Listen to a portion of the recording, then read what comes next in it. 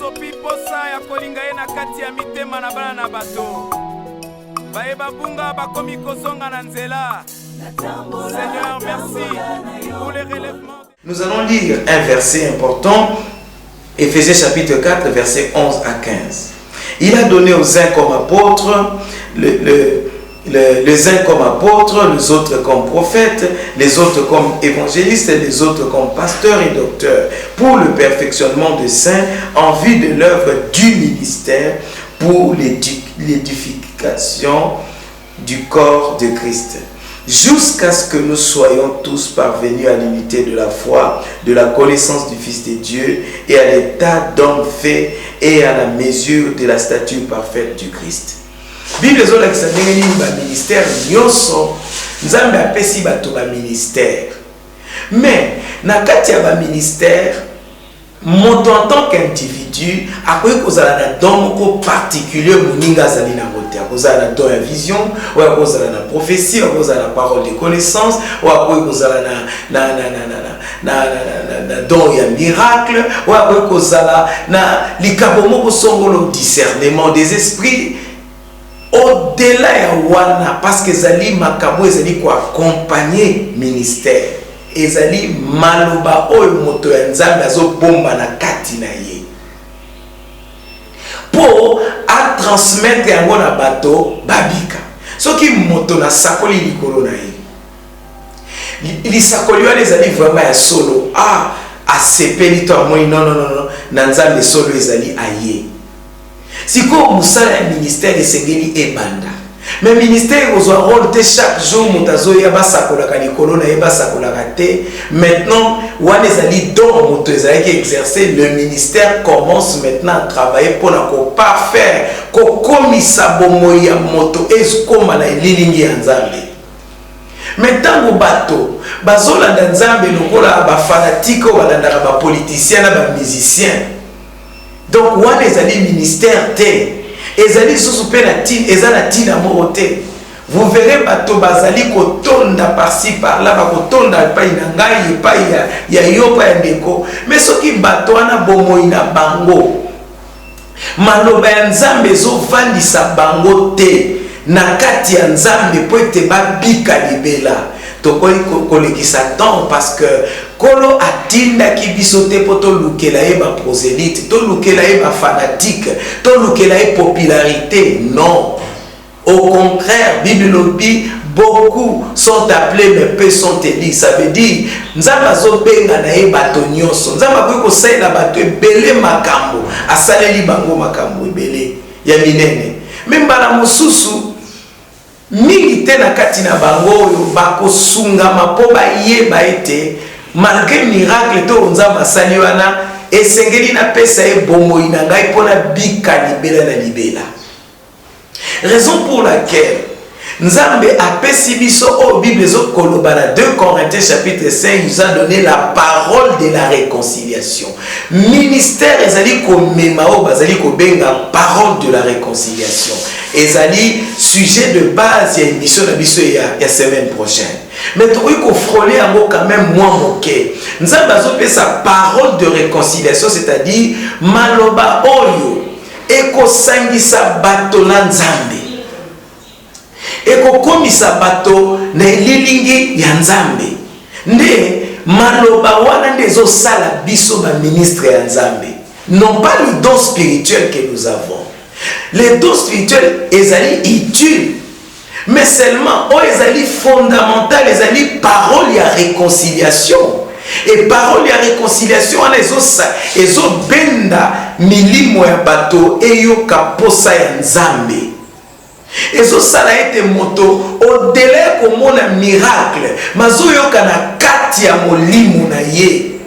Azomi mona mosumu ke posa ya kozonga epai ya Nzambe po ete Yesu ayaki mpona kozongisa bato oyo bakabwanaki na Nzambe depuis jardin d'Eden bazonga epai ya Nzambe. Totala exemple oyo ya Pierre. Yesu asali Pierre miracle moko ya monene, asali pêche moko miraculeuse. Likambo ya kokamwa. Oliko Pierre amona apesa attention na miracle wana. Mais lolenge ya Yesu pe maloba ya Yesu esali que Pierre a se retrouvé dans l'environnement moko azomiyoka musumuki. Alobi Seigneur zala musika nanga ponga naza musumuki. Ba makabo nyonso tu oyo ezo fonctionner na kati ya ba ministère songolo. Oyo eza ko provoquer kaka étonnement, mais o provoquer te bato ba miyoka basumuki pe ba lukanzambe makabo ale ko servir na eloko moko te. Raison pour laquelle Yesu alobi na koyebisa basusu oyo bakoyeba bina sakolaki na kombo na yo na bikisaki babeli awo bana etikali koyeba bino te. Mais un vrai ministère ata bato bako vivre ba miracle ya ndenge nini, finalité ezali attention oyo bato bako ya kozwa na maloba ya Nzambe pe posa na bango ya kobika.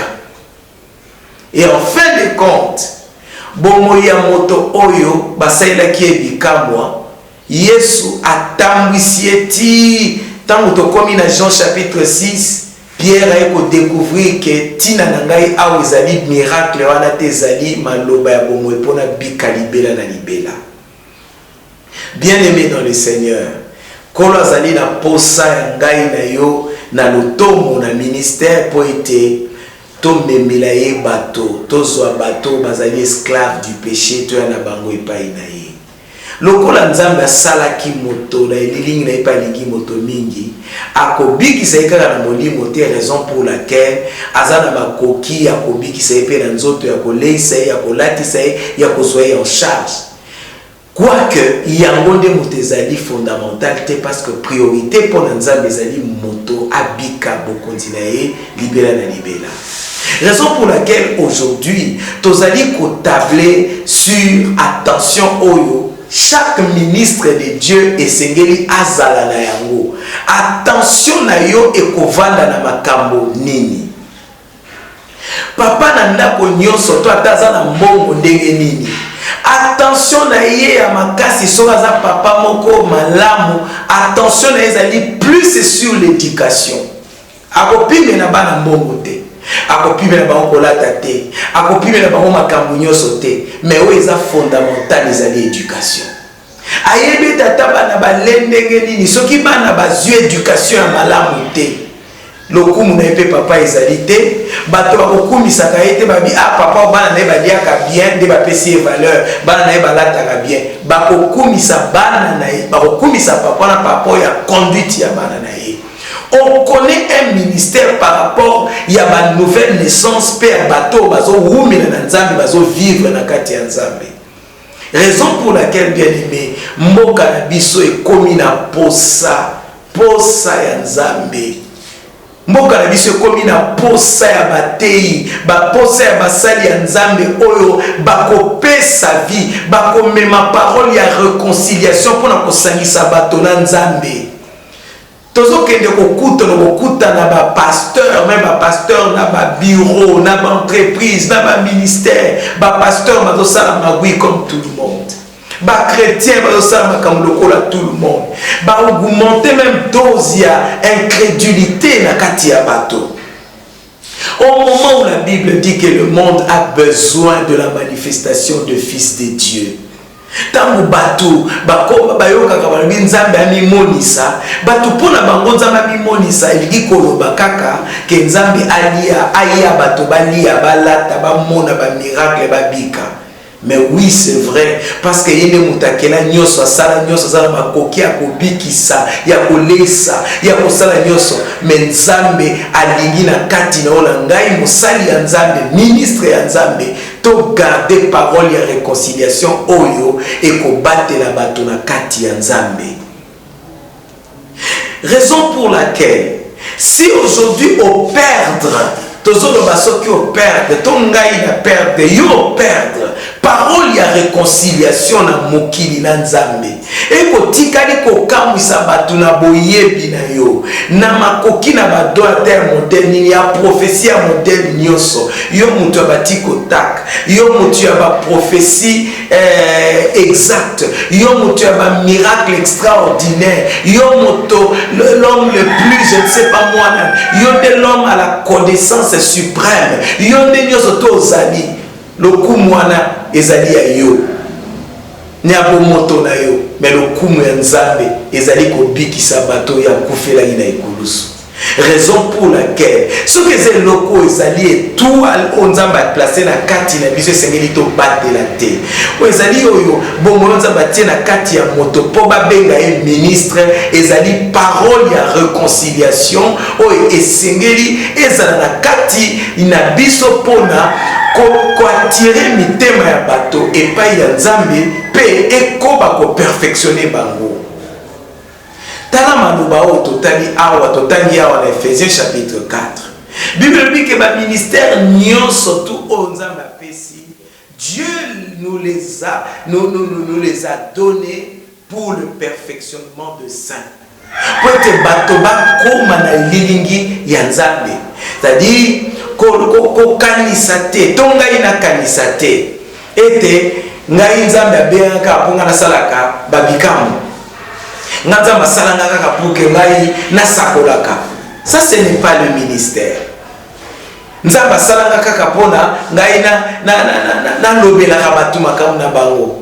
Le ministère ce n'est pas ça. Le ministère ce n'est pas le don spirituel, non. Le ministère c'est la grâce que Dieu donne à quelqu'un d'apporter une parole qui va réconcilier les hommes qui se sont séparés de Dieu avec Dieu. Yo sambe na rapona bato babalaka. Tala tango bato na babali miracle salami. Suite ya vient libala ya bato les andenge nini. Bato ba kende lobi bake ko divorcer. Po ba yebite ndenge sengi batambola na maloba ya Nzambe po ba yebika ka miracle. Lobi ba kokende kuna babali koswana kobunda makambo ezanga tina bana mal éduqué, c'est-à-dire ba yebi même teke tino babalaka ya balika ko miracle, c'est-à-dire que ya bala ake ko bala aboti mwasi mal éduqué, bana mal éduqué, mal réputé dans le quartier et ça c'est un que ya bala na miracle. Moto mususu abota rate prophète to moto nzamba sameli pona aboti azui mwana. Il y a évité que ce qu'on ennemi, kobota, ils ont kumba moneno meni pas et pas y nzambi. Pour les gars, na bota raté 30 ans mobima na bota té 20 ans il y a stérilité na boti, c'est bien koboti. Mais va voir peut-être l'éducation ya moi na babokolier sakaye banzambe mal éduqué au moins bana bazo finga na ndaku désordre essentiel maman so akika l'église a témoigné que moi na bota ina miracle. Mais écoutez, le miracle de Dieu, ils ont dit que course Yanzambe Bandi doit être achevé. Apôtre Paul Alobi, j'ai combattu le bon combat et j'ai achevé ma course. C'est-à-dire que le miracle s'opère, mais la suite. Batona Babali, et c'est que Malobanzambe et batte la bango, cette parole de réconciliation avec Dieu. Batona Baboti, et c'est qu'il bana on a bakola na Nzambe, ba vivre na kati ya Nzambe, mais soki leloyo. Bambuma ya makambo euti pa ya Nzambe et bandi na miracle mesuki na soni. Vous entendez les gens parler en langue si ça ke kuna ke usala kindumba.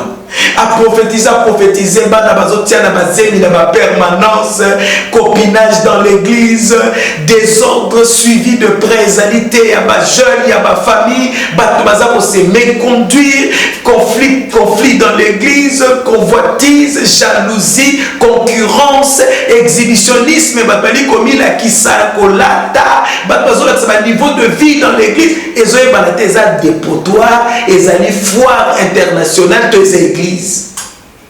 Tu es allé, ça y a défilé de monde, tu es allé, ezalini au moment où tout ce que Dieu fera, si Dieu commence quelque chose, la Bible dit Dieu commence et il achève son travail. Et Dieu voudra, mon bien-aimé, comme il a dit à Zorobabel, l'œuvre que tu as commencé, tu dois l'achever, tu dois continuer. C'est que tes mains ont commencé. Oh, tu as commencé déjà un travail. Dieu t'a utilisé, les gens ont vu la main de Dieu, ils ont suivi Dieu. Mais tu dois continuer le travail. Ces gens doivent avoir la parole de Dieu, se repentir de leurs péchés et enfin garder la parole de Dieu jusqu'à la vie éternelle. Tu devras rendre compte à Dieu comme Jésus a fait. Il a fait le miracle. Il a gagné les gens. Il a parlé de leur vie. Il a prophétisé sur leur vie. Mais enfin, le rapport était: Père, je n'ai perdu aucun de ce que tu m'as donné. Qu'est-ce que Dieu t'a donné? Et le ministère, tout le ministère travaille en synergie pour la finalité moko bato ba yeba nzambe pe bato ba batela malakati ya nzambe, non pas pour créer à Dieu, créer pour Dieu un peuple fanatique, ba fanatique ya nzambe. Bi abana okabwana nzambe te po makamwa saina kana okabwana nzambe te. Biso tuzo kabwana nzambe te. C'est bien, nous sommes célèbres comme miracle, mais nous nous sommes repentis de nos péchés. Nous sommes venus à lui. Nous voulons être sauvés pour la vie éternelle. Toujours quand on a eu pour l'esclavage et le péché. Et nous savons qu'à ce qui il prend soin de nous. Allez sarabiso, allez sarabiso. Mais attention à biso ezaya ko lekana oya ni biso tozala. Mwana mona ndako ataliaka ndenge nini alataka ndenge nini. Lokumu ya papa niza bilambo ya lataka te eza conduite na ye ko ezolanda balinyo papa za opesa ye. Raison pour laquelle nous devons militer ensemble. Nous devons travailler, bien aimé. Le temps, il y a encore du temps, mais un temps qui est court. Ne suivons pas aux jeunes ici qu'aux alliés. N'allez motiver Hollanda, n'importe quoi. Tu vas suivre beaucoup de blablabla à la télé, à la radio, à l'internet.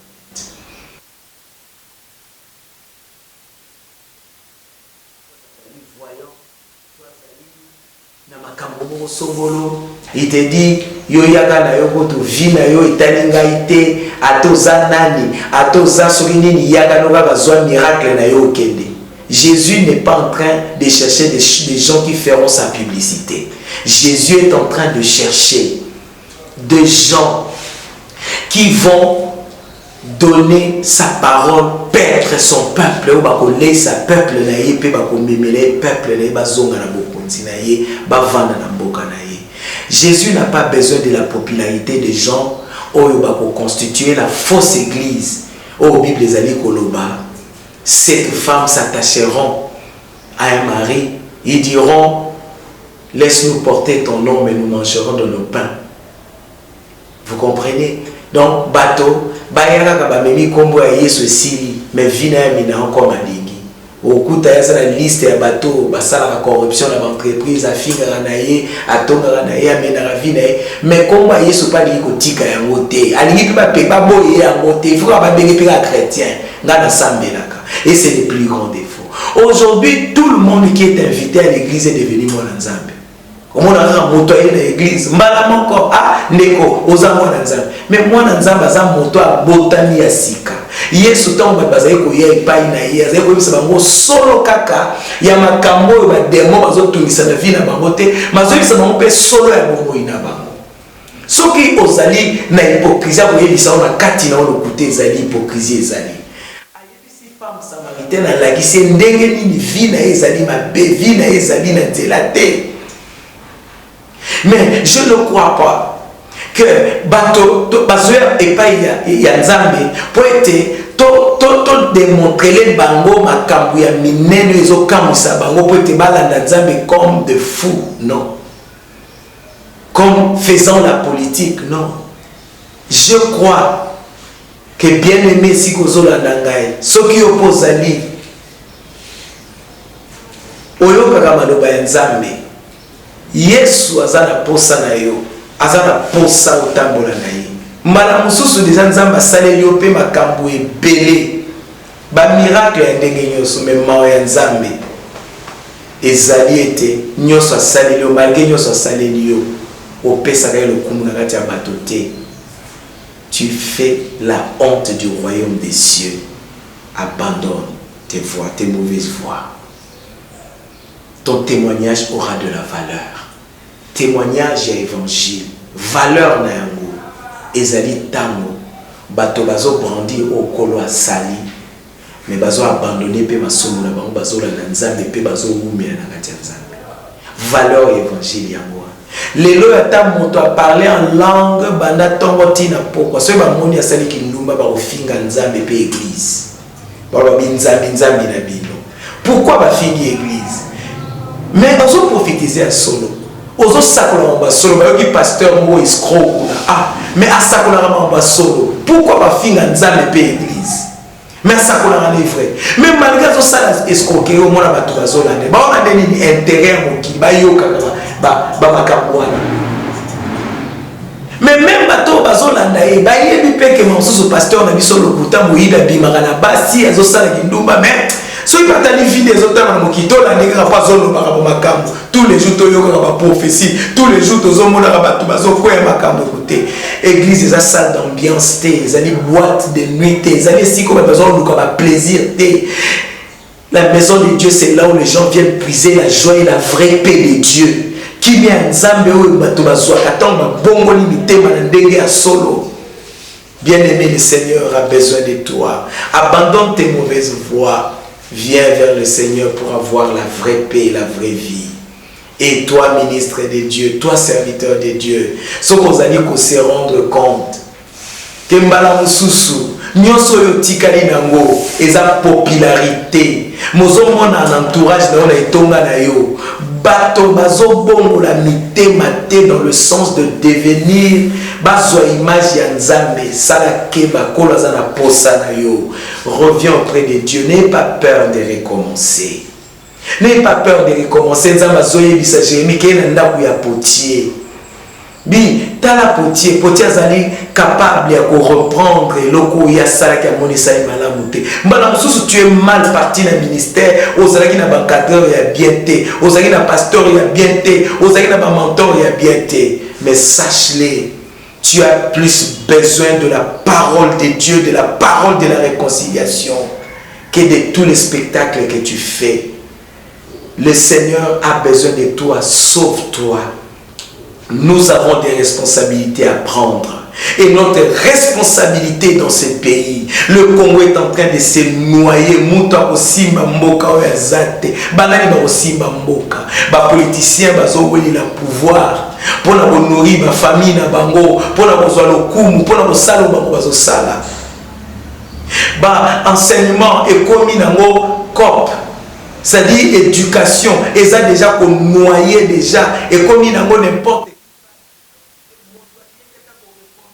bonne phrase t'es en français mais comme un licencié mais à défendre bateau baza ba septidor bateau maël ma kasi c'est-à-dire na moto azo pesa diplôme wana azali corrompu. Si l'école, l'État existait dans ces pays, je pense que ces pays iraient loin. Si l'école était vraiment l'école dans ces pays, on aurait des élites, des gens qui pourraient diriger ces pays. Troisièmement, l'Église. La politique est déjà noyée. L'école noyée. Et nous sommes maintenant à l'Église. On est en train de détruire l'Église. L'Église est devenue un cadre de la blague. Au moment où espérance et la société nyonso ya souka ezali Église. C'est l'Église qui est le dernier cadre de l'éducation d'une société. Si l'Église ne va pas brandir des hommes modèles, capables de présenter l'image de Dieu, la vérité, la droiture, la société sera toujours dans la peine. Les gens seront en train de grasser les dents. Église de Dieu, si les politiciens n'ont pas réussi, si les intellectuels n'ont pas réussi, je pense que l'Église peut influencer et les intellectuels et les politiciens. Que Dieu puisse bénir le Congo et que l'Église du Congo s'élève avec la parole de la réconciliation avec Dieu pour bâtir un peuple uni à Dieu, capable de partager la paix, la joie, la vie et le salut. Que Dieu vous bénisse et vous comble. À nous revoir la semaine prochaine. Que le Seigneur vous bénisse, bénisse son travail et bénisse le Congo.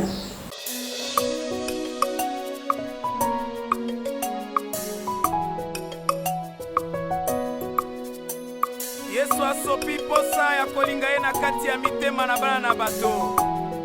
Baye babunga bakomi kozonga na nzela. Seigneur, merci pour les relèvements.